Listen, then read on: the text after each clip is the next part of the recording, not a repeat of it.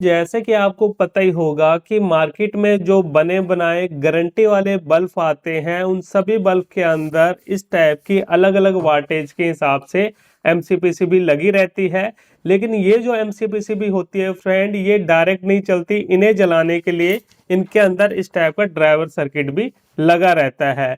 अब लेकिन प्रॉब्लम क्या आती है फ्रेंड कि अगर आपके पास 7 वाट का बल्ब है या फिर 9 वाट का बल्ब है, तो उसका ड्राइवर सर्किट बड़े आराम से आपको मार्केट में मिल जाता है। लेकिन मान लीजिए अगर आपके पास 12 वाट का एलईडी बल्ब है या फिर 15 वाट का है, 24 वाट का है, तो वहां पे क्या प्रॉब्लम आती है कि एमसीपीसी पैनल तो आपको मार्केट में मिल जाएगा उनका, लेकिन जो उनका ड्राइवर सर्किट है वो आपको मार्केट में नहीं मिल पाता। तो आज की वीडियो के अंदर मैं आपको यही बताऊंगा फ्रेंड कि कैसे अगर आपके पास 12 वाट का, 15 वाट का या 24 वाट का पैनल है, तो कैसे आप अपने घर पे ही बिना ड्राइवर सर्किट के इस पैनल को जला सकते हो बिल्कुल बढ़िया तरीके से। तो वीडियो को बिल्कुल ध्यान से पूरा देखना, तभी आपको अच्छे से समझ में आएगा। तो इसके लिए देखिए फ्रेंड, हमें क्या करना है, कुछ कंपोनेंट्स तो हम अपने पुराने ड्राइवर से निकालेंगे और कुछ कंपोनेंट्स हमें मार्केट से खरीदना पड़ेगा। तो सबसे पहले देखिए हमें क्या करना है, हमें मार्केट जाके इस टाइप के 4 डायोड खरीदने हैं। ये जो डायोड है फ्रेंड, ये आपको किसी भी इलेक्ट्रॉनिक शॉप पे 1 से 2 रुपए के हिसाब से बड़े आराम से मिल जाएंगे। तो सबसे पहले आपको डायोड को खरीदना है और डायोड का जो नंबर है वो है 1N4007। अब देखिए डायोड के अंदर होता क्या है, क्योंकि काफी सारे भाई ऐसे भी हैं जिनको डायोड के अंदर हमेशा कंफ्यूजन रहती है। थोड़ा सा मैं नजदीक करके आपको समझाना चाहूंगा डायोड के बारे में। तो यहाँ पे देखिए फ्रेंड, अब आपको वीडियो में साफ साफ ये डायोड दिखाई दे रहा होगा। अब इसके अंदर देखिए होता क्या है, पहले वो समझ लीजिए। डायोड के अंदर, डायोड को अगर आप ध्यान से देखोगे तो एक साइड आपको सिल्वर पट्टी दिखाई देगी, तो ये सिल्वर वाली साइड की लेग है। और दूसरी साइड देखोगे तो यहाँ पे आपको ब्लैक साइड दिखाई देगा, तो ये ब्लैक वाली साइड की लेग होती है। अब इसमें कंफ्यूजन क्या होती है काफी सारे लोगों को, तो देखिए जो सिल्वर वाली साइड होती है ये डायोड का हमेशा कैथोड यानी माइनस साइड होता है, और ये जो ब्लैक वाली साइड होता है डायोड का एनोड यानी प्लस साइड होता है। लेकिन काफी सारे लोगों को कंफ्यूजन क्या रहती है कि वो सिल्वर वाली साइड को तो प्लस समझते हैं यानी एनोड साइड, और जो ब्लैक वाली साइड होती है उसको माइनस समझते हैं कैथोड साइड। तो जिन भाइयों को कंफ्यूजन है ना इसके अंदर, तो वो गूगल पे जाके डायोड के बारे में सिंबल सर्च कर ले, उनको और अच्छे से क्लियरिटी मिल जाएगी। हमेशा ये जो सिल्वर वाली साइड होती है ये माइनस होती है यानी कैथोड साइड, और ये जो ब्लैक वाली साइड होती है ये डायोड का एनोड यानी प्लस साइड होता है। जब हम 4 डायोड को जोड़ के एक ब्रिज रेक्टिफायर बनाते हैं तो वहां पे उल्टा हो जाता है। फिर क्या होगा कि जो सिल्वर वाली साइड होगी वहां पे हमें प्लस सप्लाई मिलती है, और जो ब्लैक वाली साइड होगी वहां पे हमें माइनस सप्लाई मिलेगी। लेकिन अगर आप सिंगल डायोड की बात करोगे तो सिल्वर वाली साइड हमेशा माइनस यानी कैथोड साइड होता है, और ब्लैक वाली साइड हमेशा एनोड यानी प्लस साइड होता है। तो ये चीज आपको अच्छे से क्लियर हो जानी चाहिए। अब उसके बाद देखिए फ्रेंड, हमें करना क्या है, ये चीज तो हमने समझ ली डायोड के अंदर।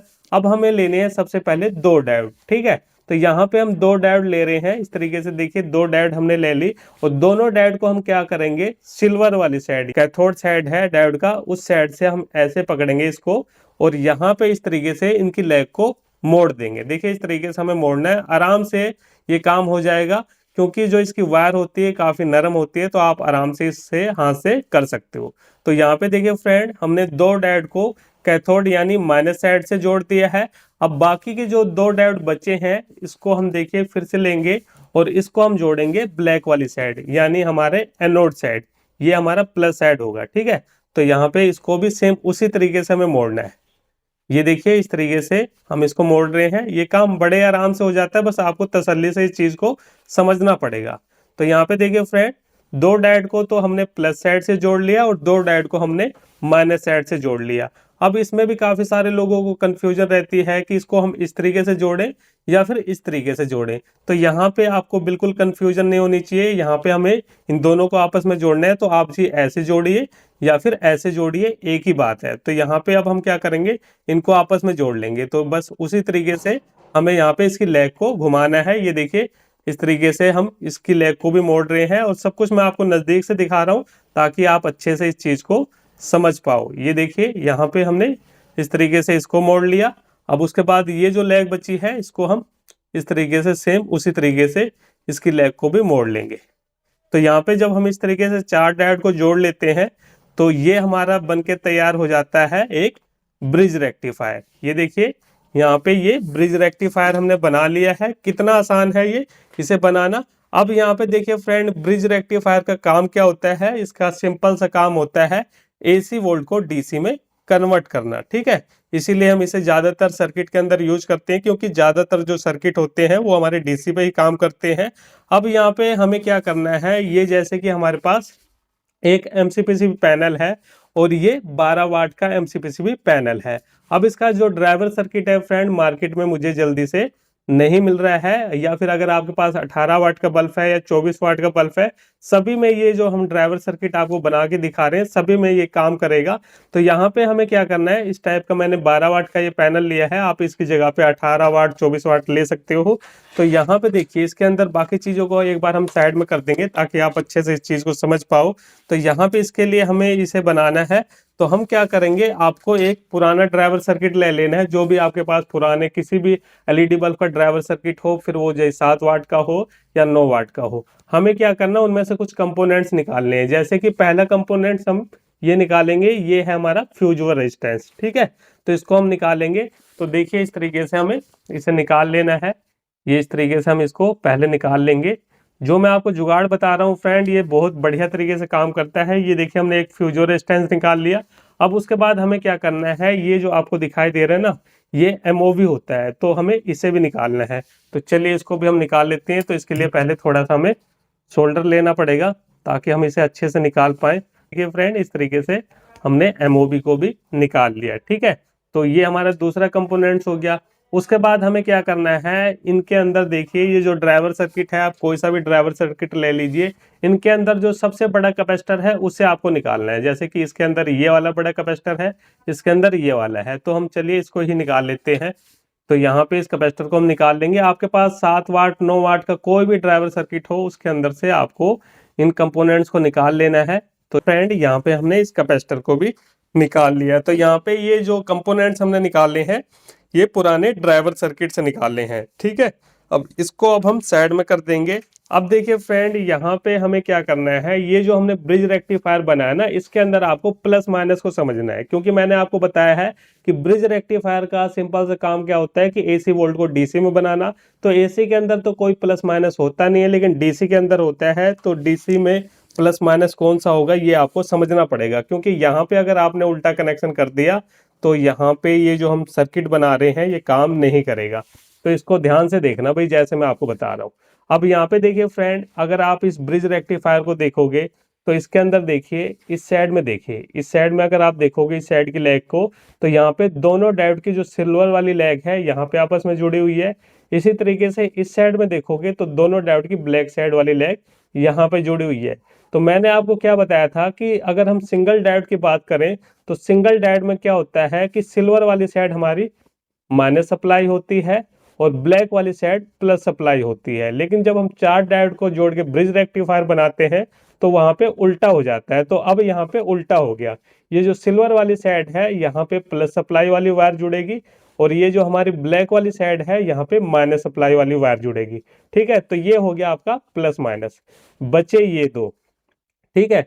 तो ये वाली लैग को आप कैसे पहचानोगे कि ये AC की है DC की है। बिल्कुल आसान है। इसके अंदर देखिए एक डायोड की तो सिल्वर वाली लैग आपको मिलेगी जुड़ी और दूसरे डायोड की ब्लैक वाली साइड लैग मिलेगी, तो समझ जाइए ये AC की है। इसी तरीके से यहाँ पे देखिए एक डायोड की सिल्वर वाली लैग मिलेगी और दूसरे डायोड की ब्लैक वाली साइड लैग मिलेगी। तो ये पहचान होगी हमारी AC की। अब AC के अंदर प्लस माइनस होता नहीं है, लेकिन जो DC होता है उसके अंदर प्लस माइनस होता है, उसकी पहचान मैंने आपको बता दी। अब उसी हिसाब से यहाँ पे हम बाकी के कनेक्शन करेंगे। तो सबसे पहले हमें क्या करना है, यहाँ पे सबसे पहले हमें लेना है इस कैपेसिटर को, ठीक है। ये हमारे पास एक कैपेसिटर है, इसको हम ले रहे हैं।